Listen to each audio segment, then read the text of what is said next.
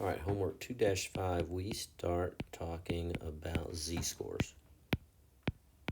All right, so here's what you need to know about a z-score. A z-score is how many standard deviations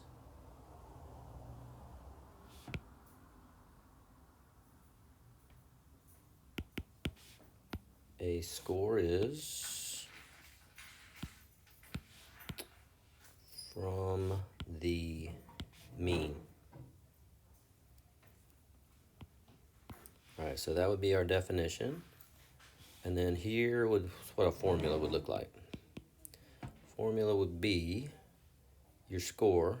I'm going to represent it with X. Subtract the mean, in this case the sample mean, divided by the standard deviation. Right. You may see it written this way as well. Population mean divided by population standard deviation. Okay, so that's your definition. There's your formula. These values, this values can be positive or negative.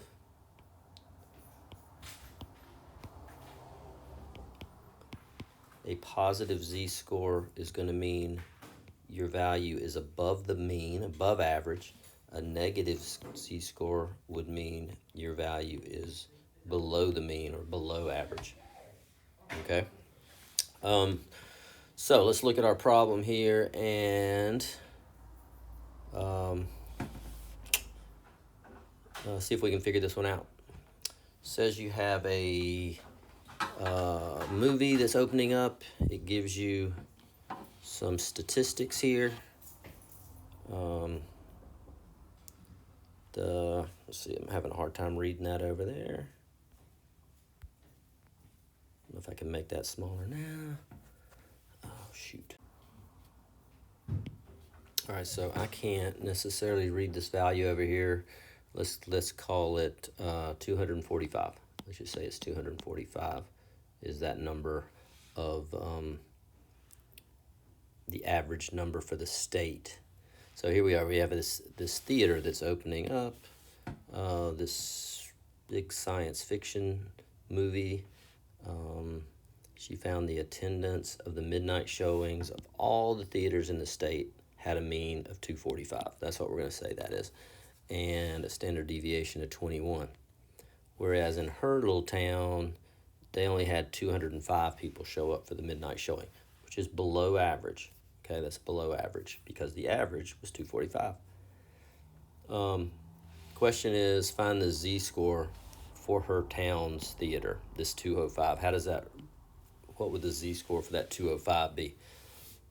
So I go to my formula, and I'm going to plug that 205 in for the x here. So I plug that 205 there. So it's a 205 minus the mean, which was 245, divided by the standard deviation, which was 21. All right, so I do a little math here. 205 minus 245 is a negative 40 over 21. And type that in my calculator. I get negative 1.90.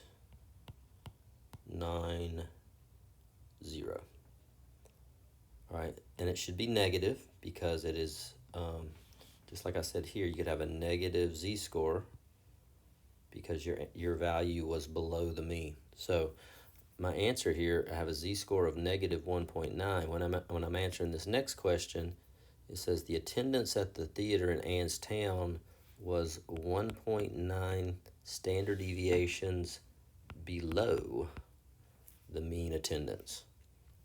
Okay, because of the negative. Now I put a positive value here. They'll remind you of that if you read carefully. Make sure you express your answer in terms of a positive number. Okay, but the z-score itself was actually negative. But remember, a z-score is just how many standard deviations a score is from the mean, when you get that negative value, you've got to know that means that your standard deviations are you're below the mean with that, whatever number you come up with. All right. Let's move this up a little bit. All right, so here we go. This one, we've got weekend fishing competition. Amy competes. She catches a whopping 43 fish. My gosh, what's a person need 43 fish for? Among all the competitors, the number of fish caught this year had a mean of 25 and a standard deviation of 7. Okay, so this is my, this is my population mean right here. This is my population standard deviation. This is my value that I'm going to find the z-score for. Remember, here's my formula.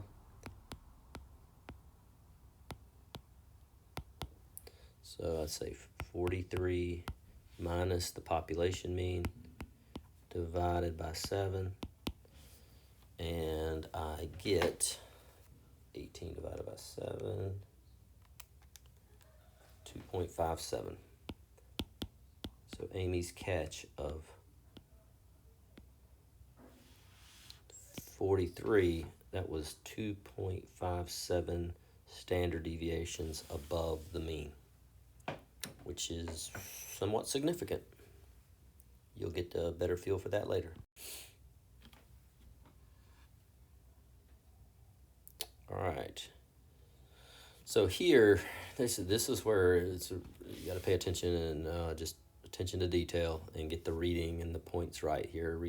So you have a United County Health and a New Park Stars. They're 2 local basketball leagues. Last season, Tom scored 551 points in his league, and Chow scored 620 in his league. The total points scored per player in the United County Health, which was Tom's league, had a mean of 411. So look, Tom's above average, right? He's 551. The average is 411. Standard deviation is 74. While we're thinking about it, let's just go ahead and find how significant that is. We take Tom's score, we subtract the mean, we divide by the standard deviation, and we'll get the z-score for Tom. So give me just 1 second as I type that in. I'm coming out with 1.89 for that one. And then let's get the data for Chow's here. He scored 620 points. Their population mean was 549 with a 61 point standard deviation. So that would look like 620 minus 549 over 61. And I am going to type that in my calculator. Divided by 61. And I get 1.16. Okay, so both of these guys were above average for their groups. This is the z-score for Tom. This is the z-score for Chow. It says choose the best answer based on the z-scores of the 2 players. Relative to this population, who has the higher score? Well, the higher z-score. So I'm going to go with Tom. You know, Tom's got the higher z-score. There you go. Paying attention to make sure we get the right numbers in the right spot there.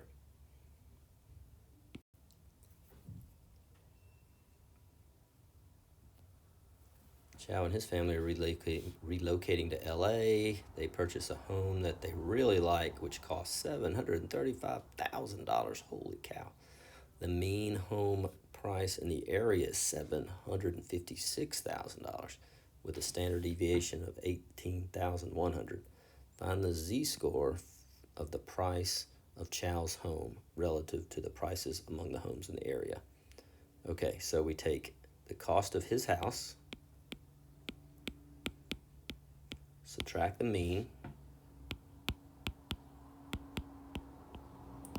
divide by the standard deviation.